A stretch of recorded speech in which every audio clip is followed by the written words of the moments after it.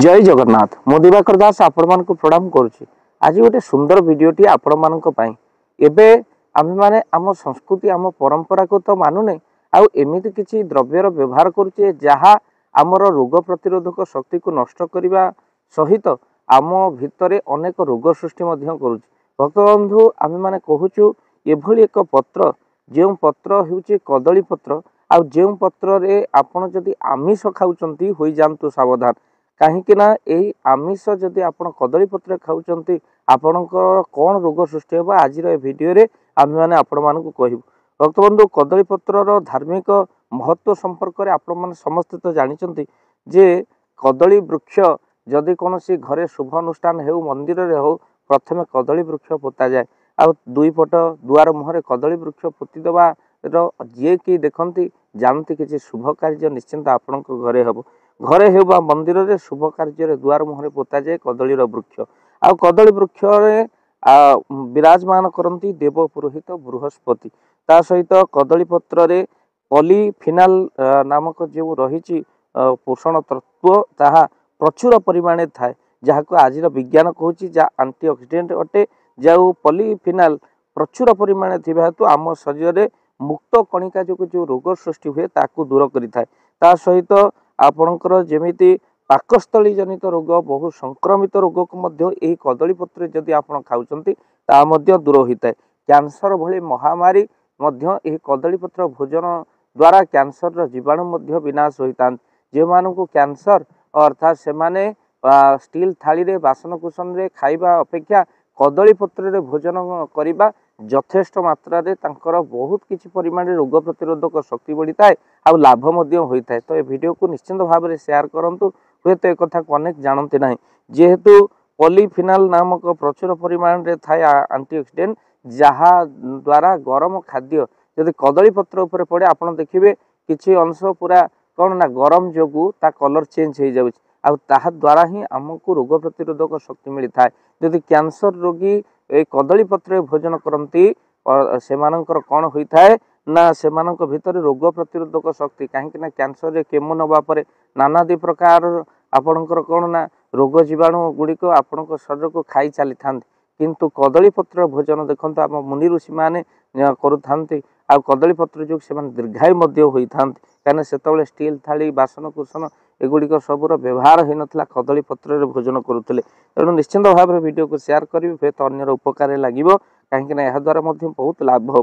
तेणु गला जनित रोगर मुक्त करे आपणकर ये कदली पत्र भोजन गला दरज हेले जदि आपण कदली पत्र को गरम पानी रे कौन ना जो चाहा भली करी कदली पत्र को आपण सिझौचंती चाहा भली पिउचंती आपणकर गला दरज बंद होता है। रोग प्रतिरोधक शक्ति सहित कदली कषरे जदि बेसन आउ किछि चंदन आपण लगाई व्रण जदि होइछि आपण लगांती देखिए अल्प दिन भितर आपणकर व्रण दूर हम। आउ थे कहीदौ कदली पत्रर जो कष रही कदली गछर जो कष रही से गछर कषरे आपण किछि चंदन आउ कौन करंतु ना बेसन गोले दिंतु व्रण जगार मारंतु बहुत व्रण गुड़िक जे मुह को कदर्य कर दिए देखिए अल्प दिन व्रण दूर हो जाए।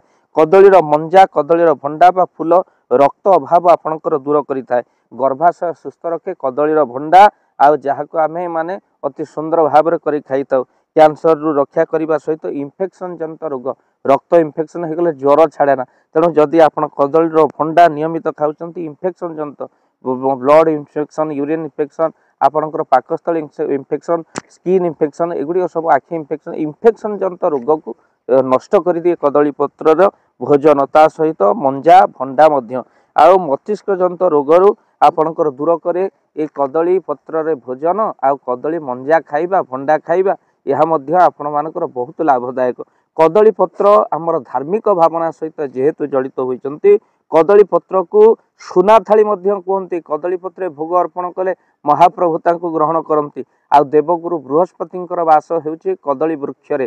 तेणु ये कदली वृक्ष रे जदि देवगुरु बृहस्पति रोचंती जदि सुना थाली बोली कही जो कदली पत्र आम धार्मिक भावना सहित जड़ित जदि आपण ये तो जदि माछ मांस ये कदली पत्र आमिष खाऊंती एवं मटन कदली पत्र मटन खाऊंती तेणु मांस खाऊंती जहाद्वारा आपणकर कौन हेब ना रोग प्रतिरोधक शक्ति नष्ट होगा सहित पाकस्थली जनित रोग आउ ता सहित आपणकर कौन हेबो ना जो यही कदली पत्र जदि आपण भोजन करुचंती आपणकर कौन हबो ना जो आमर धार्मिक भावना सहित जो जड़ित होइछि जो भावक ता मध्य आघात हेबो।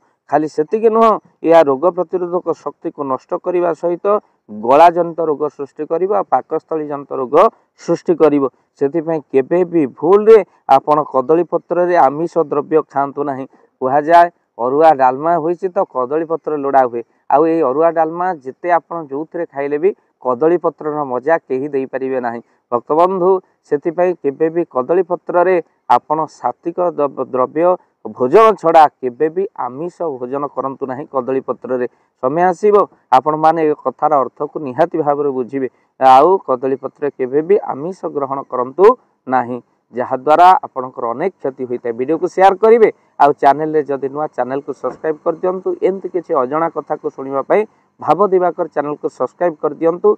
भावरे सुनिबा किछि गुरुत्वपूर्ण और महत्वपूर्ण कथा। वीडियो केमि लागिला निश्चित कमेंट बॉक्स माध्यम रे जणैबे आ वीडियो को शेयर मध्य करिवे जहा अन्यर बहु उपकार लागिबो। काहे ना बहुत लोक ज्ञान वशत से माने कदली पत्र आमिष द्रव्य ग्रहण करुछन।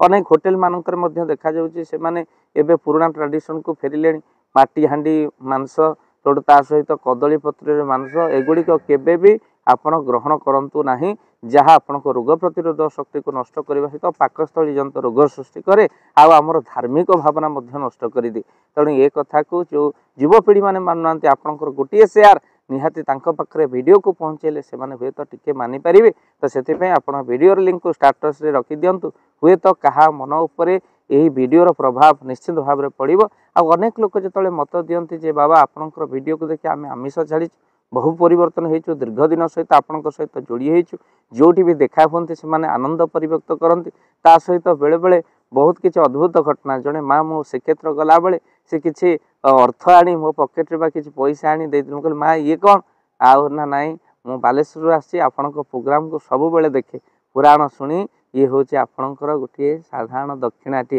भारी खुशी लगे जाओ आम सहित आपण जोड़ी हुई रोचंती बहुत खुशी लगे।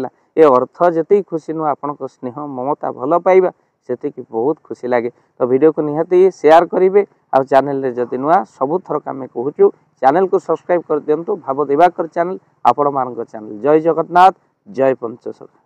जय जगन्नाथ। धन अर्जन धर्म करी धर्मे प्राप्त नरहरि।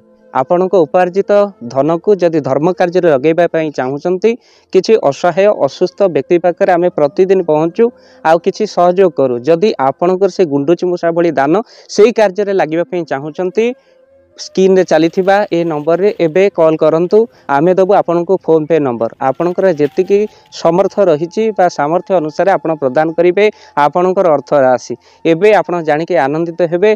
गोटी एम्बुलेंस किना जाइछि केवल रोगी सेवा पई जदि आपनकर किछि अर्थ से एम्बुलेंस पई आपण सहयोग करिबा पई चाहंती तो एबे कॉल करंतु एही नंबर रे। आपन को अशेष धन्यवाद। जय जगन्नाथ।